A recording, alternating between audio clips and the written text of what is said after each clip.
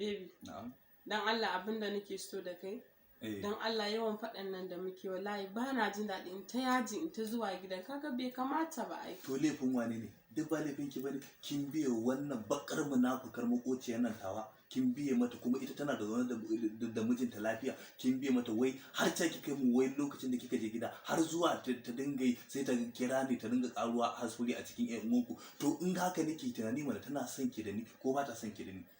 Ai alhamdulillah, ai duk wanda ya damu wani, duk wanda ya dame mu ubangiji Allah ka dame shi. Ai ita ma yanda take kokarin ta hana mu farin ciki da wani abun nan ubangiji Allah ka hana ta farin ciki. To kai hakuri ma ai na baka hakuri na hakura. Ai ita ma ga ƴaƴan nata nan tankasa babu fasali ita ma insha Allah za mu zuba ido mu gani insha Allah mugun abin da take cusa mutane ko kuma alkaba'in da take fata ga wani insha Allah ya fara ƙuryarta.